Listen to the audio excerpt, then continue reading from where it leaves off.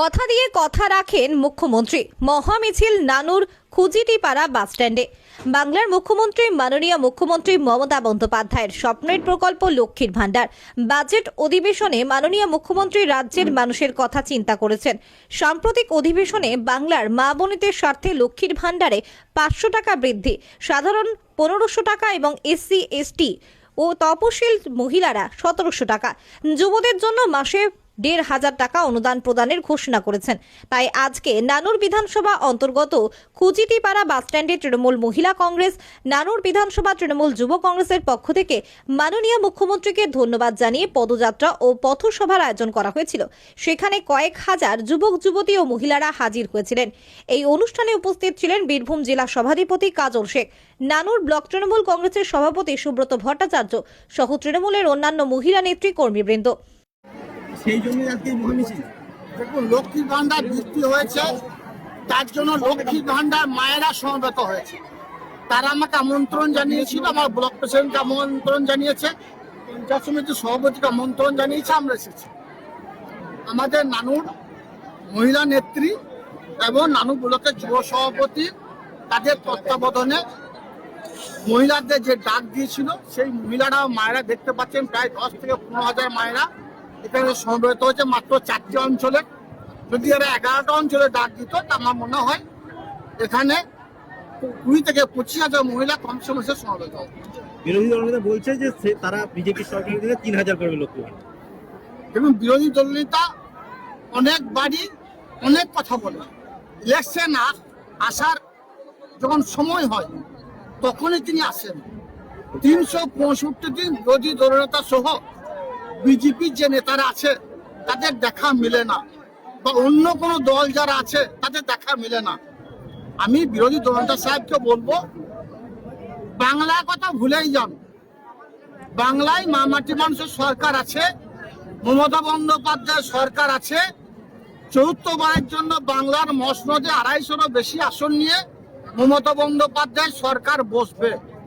মমতা বন্দ্যোপাধ্যায় সারা বাংলার আমার যারা লক্ষ্মী ভান্ডার মায়েরা আছে, আমার যারা যুব সমাজ আছে, আমাদের যারা ক্ষেত মজুর ভাইয়েরা আছে, আমাদের যারা হিন্দু মুসলমান সকল সম্পদের মানুষ আছে, তাদের কথা তিনি ভাবছেন, তাদের কথা তিনি চিন্তা ভাবনা করেছেন।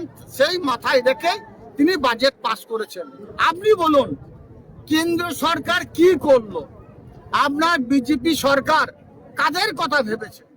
বিজেপি সরকার ভেবেছে যারা পুঁজিপতি তাদের কথা ভেবেছে। কারণ এদেশ থেকে অন্য দেশে পাড়ি দেওয়ার জন্য তাদের সুলভ মূল্যে তারা যেন অন্য দেশ যেতে পারে, দেশ ভ্রমণ করতে পারে, তাদের কথা ভেবেছে। খেতে খাওয়া ক্ষেত মজুরের কথা ভাবেনি, বাংলার মায়েদের মধ্যে কথা ভাবেনি, বাংলার ইয়াং জেনারেশনের কথা ভাবেনি, শিক্ষার ক্ষেত্রে তা ভাবেনি। স্বভাবতই বাংলার মানুষ মমতা বন্দ্যোপাধ্যায়ের পাশে আছে। আপনার 26-এ নির্বাচন আসছে, তার প্রাক্কালে উল্টো পাল্টা বকছেন, ভাট বকে লাভ হবে না। বাংলার মানুষ মমতা বন্দ্যোপাধ্যায়, অভিষেক বন্দ্যোপাধ্যায়ের সঙ্গে ছিল, আছে, থাকবে। নির্বাচনের আগে এই বাজেট কতটা প্রভাব ফেলবে এবং আপনাদের পক্ষে কতটা ভালো হবে? দেখুন, 365 দিন মমতা বন্দ্যোপাধ্যায় সারা বাংলার মানুষের পাশে থাকে। নির্বাচনের আগে বাজেট না হয়ে যদি আরো 6 মাস আগে হতো, আমার মনে হয় মাননীয় মুখ্যমন্ত্রী মাননীয় মমতা বন্দ্যোপাধ্যায় এই ধরনের বাজেট তিনি পাস করতেন।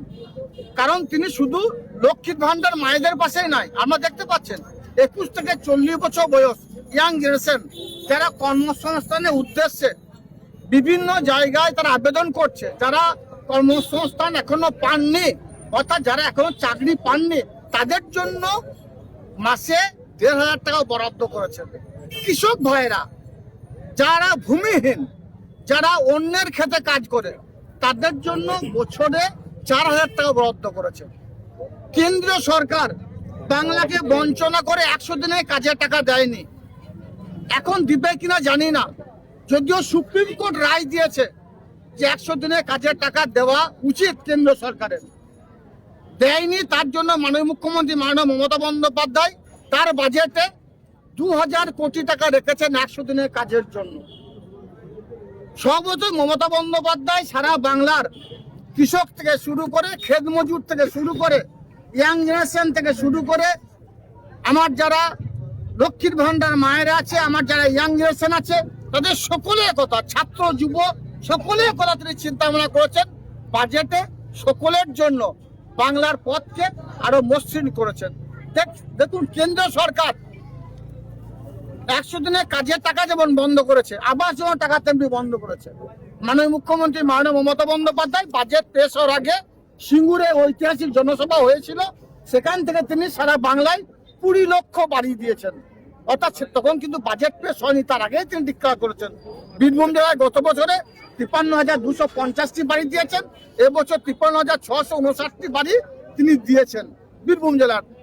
ফার্স্ট কিস্তি অর্থাৎ প্রথম কিস্তির টাকা যারা উপভোক্তা আছে তাদের অ্যাকাউন্টে ঢুকে গেছে। মাননীয় মুখ্যমন্ত্রী মাননীয় মমতা বন্দ্যোপাধ্যায় 365 দিন বাংলার সকল সম্পদে মানুষের কথা তিনি ভাবেন।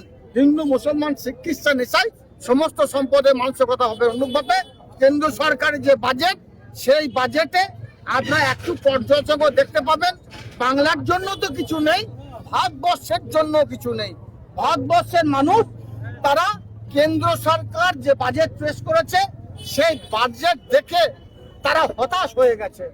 অনুরূপভাবে বাংলার মানুষ যখন মাননীয় মুখ্যমন্ত্রী মাননীয় মমতা বন্দ্যোপাধ্যায়ের নেতৃত্বে যে বাজেট পেশ হয়েছে, বাংলার মানুষ দিশা দেখতে পেয়েছে, পথ দেখতে পেয়েছে।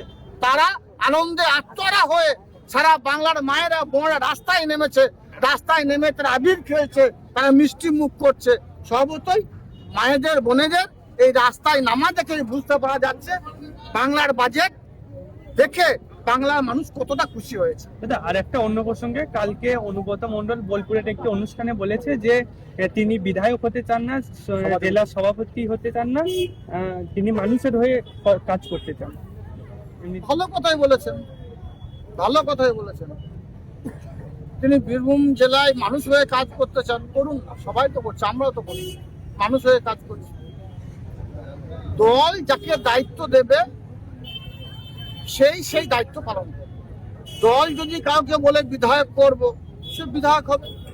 দল যদি কাউকে বলে সভাধিপতি করব, সে সভাধিপতি হবে। দল যদি কাউকে মনে করে যে আপনাকে এমপি পদে কন্টেস্ট করতে হবে, যদি আমার সৎ সাহস থাকে আমি কন্টেস্ট করব, আমার সৎ সাহস না থাকে তো কেন কন্টেস্ট করবো? তার জন্য সৈনিক হিসেবে থাকাই ভালো। যে জায়গা আছে, দল যাকে যে দায়িত্ব দিয়ে সে দায়িত্ব পালন করছে। হয়তো কাউকে এমএলএ, বীরভূম জেলায় দেখুন লক্ষ লক্ষ মানুষ মামাটি মাসের সৈনিক আছে। সবাই তো এমএলএ এমপি সভাধিপতি হতে পারে না, কাউকে সৈনিক হয়ে থাকতে হবে, কাউকে শাখার সঙ্গে দায়িত্ব নিয়ে থাকতে হবে। সভাপতি সেভাবে দায়িত্ব নিয়ে আছে, তিনি সৈনিক হয়েই থাকবেন। এটা তার ব্যাপার। দল যেটা ভালো বুঝবে সেটা। দল যদি আজকে আমাকে সভাধিপতি করেছে, কালকে যদি মনে করে যে কাজল তোমাকে সভাধিপতি থাকতে হবে না, রিজাইন দিয়ে দেবো। যদি দল মনে করে আমাকে অন্য কোনো পদে নিয়ে যাবে, অন্য কোনো দায়িত্ব নিয়ে যাবো। দল যদি মনে করে একটা গ্রাম পঞ্চায়েত দায়িত্ব দেবো, নেবো। দল যদি মনে করে প্রধান করবো, প্রধান হবো। দল যদি মনে করে মেম্বার করবো, মেম্বার হবে। দল যদি মনে করে তুমি একটা শাখার সঙ্গে দায়িত্ব নিয়ে বসে থাকো, চুপ করে বসে থাকো। তো সর্বদা তিনি সেভাবে হয়তো বসে আছেন। কাজী আমিরুল ইসলামের রিপোর্ট, সকলের জন্য নিউজ।